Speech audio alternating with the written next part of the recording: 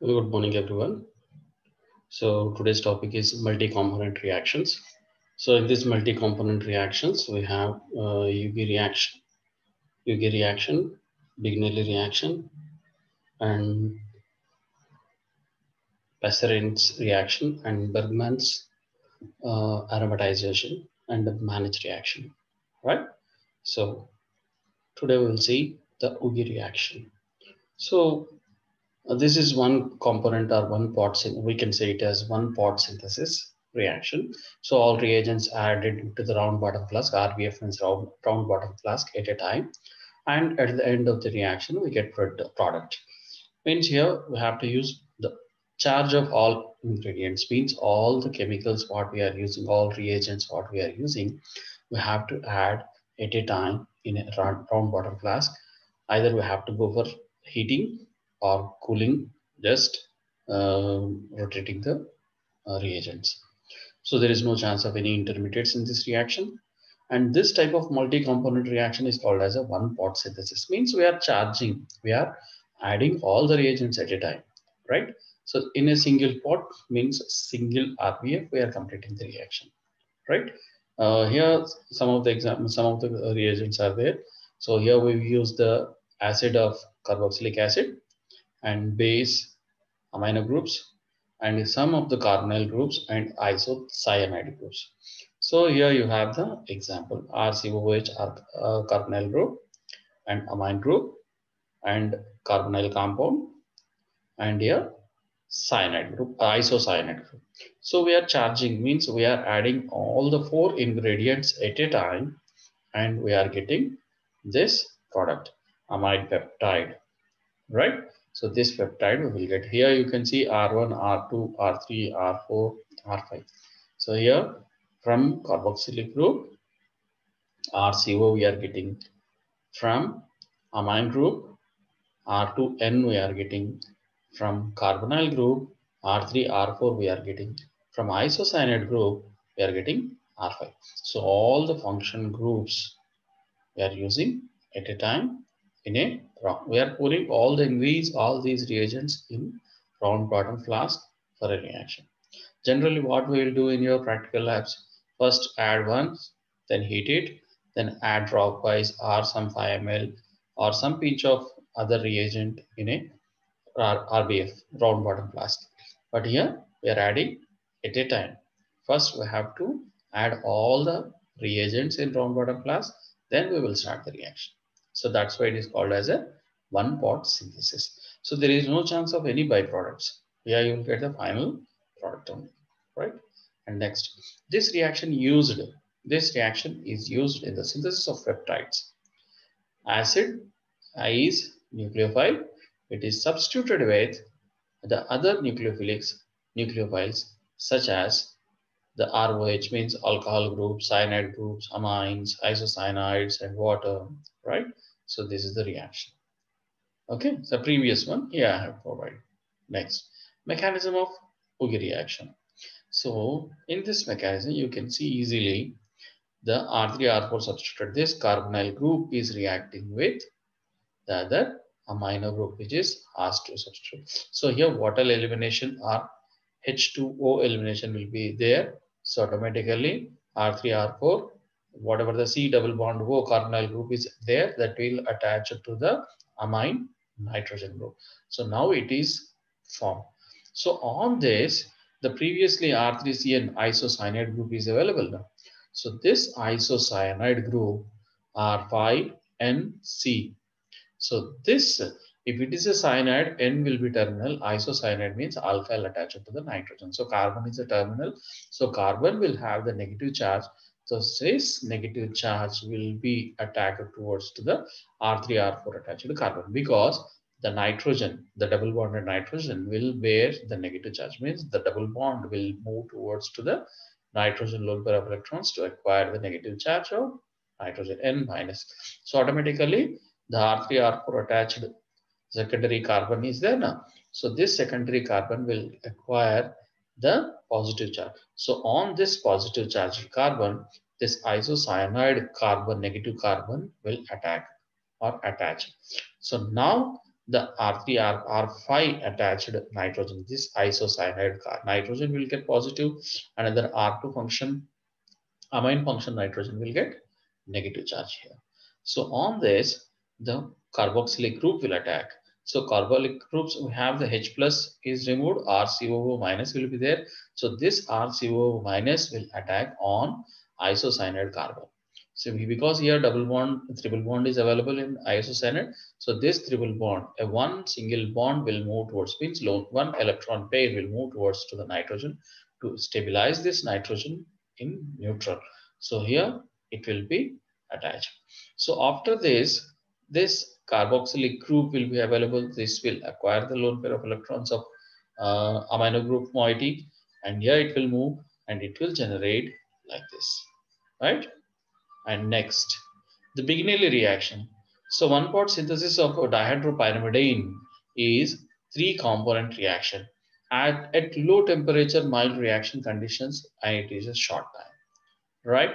So here aldehyde group is there, ethyl ester is there, and urea compound is there, means urea, thiourea we can use, and finally we will get the dihydropyrimidine molecules, right? Most of the metal fluorides, triflates, perchlorate, iodide, acids, Lewis acids, or microwave condition we can run in this reaction, right? It can be run in normal condition, solvent condition, or solvent-free condition. We can use it, right? So dihydropyrimidones are associated with pharmacological properties such as calcium channel blockers, hypertensive, alpha adrenergic antagonists, and neuropeptide antagonists. All right, and this is the mechanism of the previous this Bignelli reaction, right? So here also you can see components attached from one by,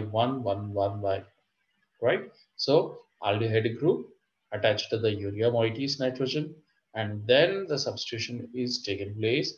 Then afterwards, ethyl ester will come and attack another side. So then last and final ring closure will be there, right?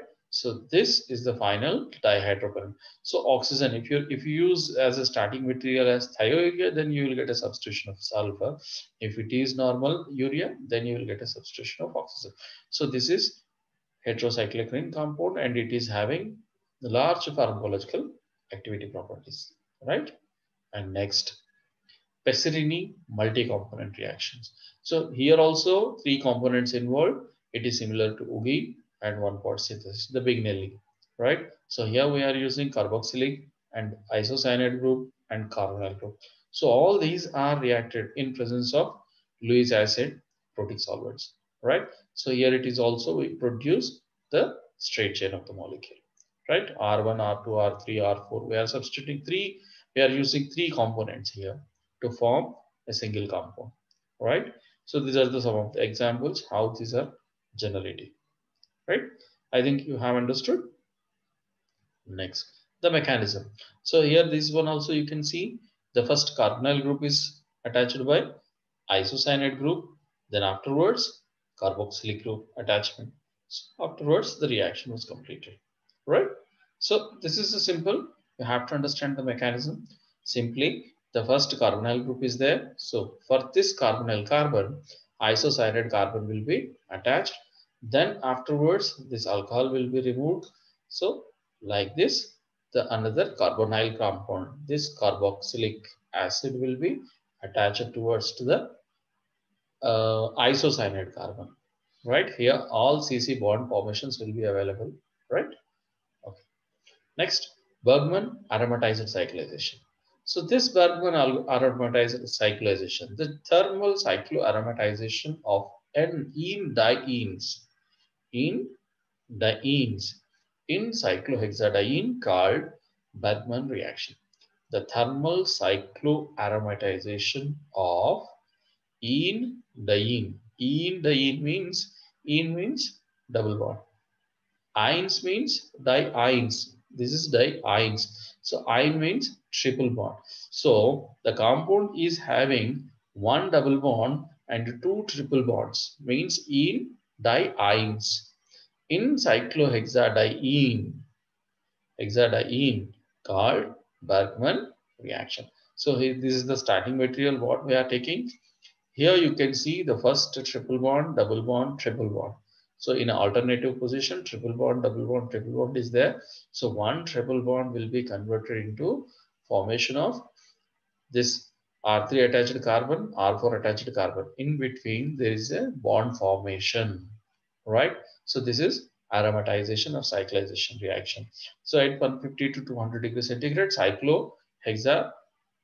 cyclohexadiene, in presence of cyclohexadiene, this reaction will run, right? Now you will get the product as like this, and cyclohexadiene will converted into, means after reaction you will get as a byproduct of benzene, right? So this is the mechanism. So how the cyclohexadiene structure in this mechanism, you can see in a blue mark, right? So this cyclohexadiene, how it works, but here it is the reaction of radical type, right? All the radical points will be run. So this is the situation, right? Here you can see the R3 attached carbon and R4 attached carbons are available. So these two carbon triple bonds will generate two free radicals, means attached free radicals. So after these free radicals, R3 attached carbon, R4 attached carbon will form a bond in between this by using these two radicals. So automatically the other center carbon atom radicals will be available freely. So this carbon atom radicals will attract the cyclohexadiene hydrogens, and it will form a hydrogen bonds in this carbon position. So automatically this cyclohexadiene also forms the two free radical positions. So these free radicals will be converted into benzene type, right? And next, so this is ring closure mechanisms, aromatized in presence of heat and benzene cyclohexadiene. So how this was formed, okay? So whether that is a substituted one, the first one is a substituted one, and second one is unsubstituted one. Whatever it is, the product will be like this, right? And the another one is managed reaction. So compounds containing active methylene group, easily ionizable to form carbene ion such as acetone, benzophenone, nitroalkanes, beta ketoesters, beta cyanoacids, right? So this active methylene group, active methylene group, uh, this is active CH group, condenses with the formaldehyde or in primary secondary amines or ammonia or in the form of HCl to give product known as managed base. So this is called managed base. So compound with active CH group plus formaldehyde plus primary or secondary amine. So this combination is called as a managed base. So managed base means CH active CH plus formaldehyde plus primary or secondary amine. So this is a managed base, right? So here you can see the carbonyl group, aldehyde, and amine. So now which one is formed? This is a managed base. If the nitrogen, the managed base nitrogen is attached to a chlorine, means if it is having the positive center with chlorine negative, means quaternary ammonia position is available, then this is called as a managed salt, right? If it is in an annual condition, then that is called as a managed base. If it is with nitrogen with quaternary ammonia position, so quaternary ammonia nitrogen means compulsory it will have the, another chlorine to form a salt. So this is called as a managed salt. So here you can see the reaction.